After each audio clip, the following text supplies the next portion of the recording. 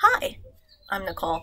I'm making this video because I have this problem where, especially when I feel like people are really watching me closely, I tend to get a little anxious. Hasn't really worked out for me very well in the past. So I got this harebrained idea that I could start this vlog or something as like a practice in talking where people might nominally see and hear me, but without actually releasing this full-on Bogart come and breathe down my neck or something. So basically I have no clue what I'm doing, but here goes.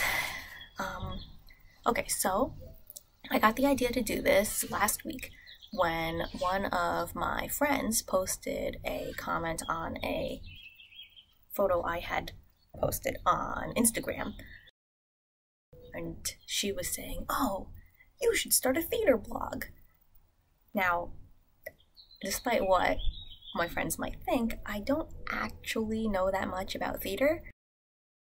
There are a lot of much more informed and articulate bloggers out there, so I don't know about really running with that whole theme. I don't want to be trying to intrude, even though I'm just some dork who doesn't know any history or anything.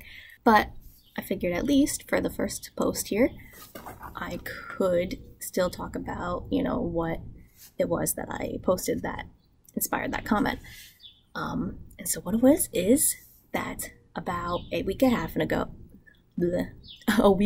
ago, on May 31st, I went to see the new show Bandstand. Oh my god, it was amazing. It's a new musical starring Corey Cott and Laura Osnes, of course, the great Laura Osnes. And I chose that date specifically because I thought there was going to be some sort of Q&A with the actors or something afterwards, and I guess I was wrong, or it didn't happen, or I probably messed up somehow, like I didn't realize I had to go to some other venue after the show or something like that. I don't know.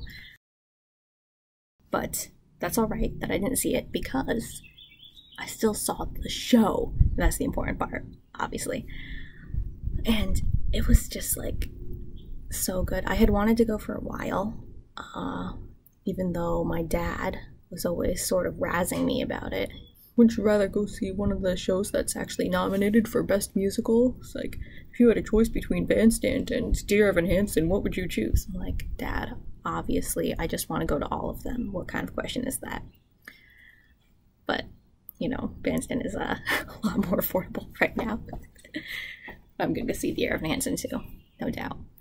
Alright, anyway, show was amazing, like I keep saying over and over again. Sorry about that. So I admit I didn't really know what to expect going in.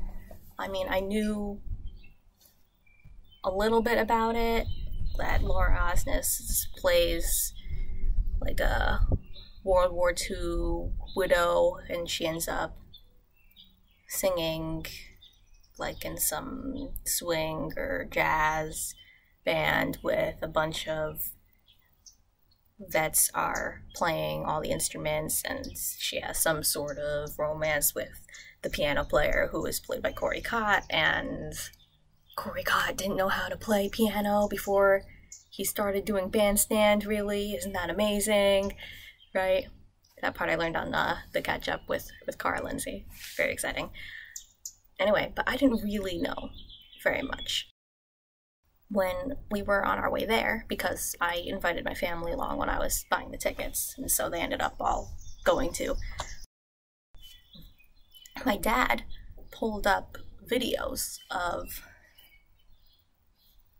some rehearsals and stuff for the show, so we could sort of hear some of the music beforehand.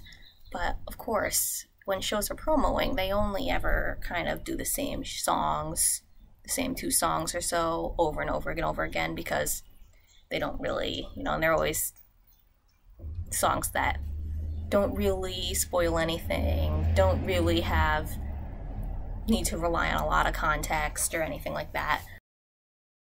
And I could tell that in the car, and my mom especially was kind of like, okay, listening to the music, right? Of course, when we got there, it was unbelievable. And intermission started, and she looked over at me and she was like, I should have known better. Like, it's Broadway. I don't know why I would have expected anything less. So, there you go. Don't judge on first impressions from some crappy rehearsal footage. So the show was, like I said, I didn't really know much going in, but the show was actually a lot more about veterans and their struggle with, like, coming home after the war, and home is sort of, it's still the same, but you're not anymore. There was a lot more about that than I was expecting, which I told my brother, I don't know why I wasn't expecting that, because I knew what time period it took place in, but I just didn't think of that as a subject matter that the story could be covering, which I guess goes to show that it's, you know, we don't have that many of these. Like, we have loads of movies and stuff about soldiers coming home after the war for, like, the Vietnam War, or for the more recent, you know, the Afghanistan and Iraq and everything going on now. But I feel like we don't really have that many for World War II. We have loads of movies about the war itself, but not really about this subject matter. I know that, what was the name of that film? I have it written down here. It's, Brandon James Ellis compared it to the film The Best Years of Our Lives. So, I've never seen that movie, but for anyone who has, apparently kind of deal with similar themes. But yeah, I wasn't expecting it, and I mean, I think it's super important that they have this story about this. It's just like with Allegiance, where it's like, we don't talk about this stuff, and we're gonna forget about it if no one ever talks about it. And I get why we don't talk about it. Maybe people who actually went through it don't want to talk about it. But I think it's important that this exists. Oh, I don't want you to think that this is all the show is about. It's not like this super heavy stuff. It's actually very much a story about, it's like very hopeful. It's about these guys coming together, playing music, letting this band that they form help to carry them through and support them as they're going forwards with their lives and everything, and through the whole process of coming home. So it's very cool. Oh my god. It was so good. Choreography was amazing, of course. They did this thing with ensemble members that, I don't know if I even want to say it because I don't want to spoil it for anyone, but it was really cool. And orchestrations, obviously, they're all playing the instruments on stage. Like, so the Donny Nova Band, that's the name of the band that the guys form with Laura, is playing music. The pit is playing down in the pit, and sometimes they're playing, this one's playing, sometimes that one's playing, sometimes they're playing at the same time. Amazing. I definitely see why it got those Tony nominations for choreography and orchestration. One of the really cool parts, I thought, also, besides stuff that I don't want to say because of all the emotional impact and the spoilers, oh my god, there was this one moment at the end of Act 1 where they all strode forwards, determined, like some sort of righteous wall of courage, and they were lit up from behind, by this white light, and I swear to God, it was like the heavens opening up. I was staring directly at the sun, and it's blinding me. Like, it was gorgeous. I was blown away. The show was so good. Okay, so here is one of the really exciting parts for me, personally, is that I stage doored for the show. I know that doesn't sound super impressive or anything, but I have actually never stage doored before this show, Bandstand. I've always, in the past, I've either been with people and I didn't want to hold them up, or we were on some sort of tight schedule, or honestly, probably the biggest reason is just because I am so awkward that I was always afraid, I guess, of doing the whole thing, really, of standing in a crowd full of people, of bothering the stars. Like, obviously it wouldn't actually be, but I just always felt like, oh, I don't want to bother them with my stupid need to get an autograph. You know, the idea that I might have to speak up to draw attention to myself in order to get them to notice that I had a playbill I wanted them to sign. I mean, it just all seemed way too terrifying. But somehow at the show I was determined, and I held up my family, and I did it. I stage doored. It helped that it was a pretty small crowd at the stage door, so I didn't feel like super awkward or pushy. And I'm really short, so people let me be near the front, so I didn't have to try to shove my way from the back. But it was an amazing experience. Obviously, it was really cool to see the actors, to get the signed playbill, to get some photos. Oh, here I'm gonna put on the screen here, say, photo of me with Corey Cott. I don't know how he looks amazing in every photo that's ever taken of him. Like, I guess practice, I don't know. Considering how exhausted he must be after how wrecked he has to get on stage, and having Elliot at home, I don't even know. Sometimes it's like completely baffling to me that I'm technically 1 degree of separation away from this guy. I don't know how that's possible. Because I was just sitting there the whole time thinking, oh my God, I don't know what's happening right now. I've seen so many videos and photos of you, and now you're like a real person who's right there, like crying on stage in front of me. I don't know. It's embarrassing. Anyway, but one of the really amazing things that happened at the stage door is that, okay, so like going in, I only really knew Corey and Laura, right? Because they're the famous ones. You know that we've seen them in other things, stuff like that. For me, it was seeing Corey was only really on videos and stuff, but it's because, you know, he was in Newsies, which I love, even though I didn't actually see him in it. And, you know, I saw them both on the Tonys doing various things, like Gigi and Cinderella and whatnot. Laura I saw in person once before at the first Elsie Fest, which I went to. I didn't go to the second one for some reason. I don't know why.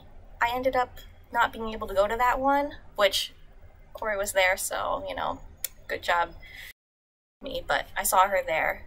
Of course, phenomenal, as always. But yeah, anyway, I only really knew them going in, but coming away from the stage door, I was definitely a new fan of Alex Bender. Okay, Alex Bender, he played Nick Riddell in Bandstand, and when he came to the stage door, he was so nice, so enthusiastic about doing it all. I remember seeing him just like, all right, let's do this, and bounding over to the far side of the fans, farther than where I was. He worked his way around to where I was. And he spent so long out there. He was definitely out there with us all for way longer than anyone else, because he took the time to like have full-on conversations with basically everyone. Like, I remember the girl next to me was talking to him for like 10-15 minutes. She was asking him questions about his career and his past and how he got to this point and what he thought about things, and he asks everyone else questions too. It wasn't just that he was answering things. He was asking fans questions about what they thought of the show, what their favorite part was, and also stuff not about the show, about like what they were doing in school, things like that. Crazy. And commenting on everyone's stuff, on what people were wearing, what they were carrying, gushing over a fan art that someone drew of Laura. Like, he was just super approachable, which, coming from me, Miss I'm too scared to go to the stage door because what if I have to talk to people? He put everyone super at ease. He made everyone just feel really good about being a fan. So it was amazing, which is why I, recently when I found out that the preview of the cast album artwork for the cover had been released, and Alex, is not on the cover. If you look at this cover here, playing the trumpet here, playing Nick Riddell's character, playing the trumpet is Joey Piero, who played Nick all through the show back when they were at Paper Mill Playhouse before coming to Broadway. And he was going to be Nick on Broadway as well, but like the day before rehearsal or something, he got injured. I think that he broke his leg, but don't quote me on that. But like this little series of events followed, and they ended up kind of pulling Alex Bender out of the pit to play Nick. And I don't know if Joey is going to be coming back to the show once he's healed up. I don't really know anything about that. I can see why they might want to honor him in the artwork and everything, but like, Alex Bender is technically, he's original Broadway cast, and I think he should be on the artwork. So I went to all like the Facebook and Instagram comment sections and everything, and I was like, why isn't Alex Bender on this? I wish he was here. It's a little bit, I don't know if that'll really accomplish anything, but here's hoping, because I would like to see him be on the artwork, But yeah, Bandstand, super amazing, very touching, very moving.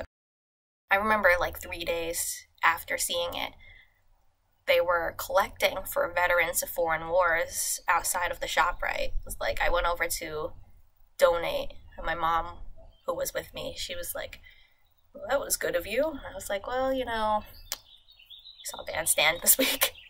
It's really, in fact, it makes you think about things that maybe you wouldn't necessarily think about unless you had a more close personal relationship with military stuff in your family or something like that.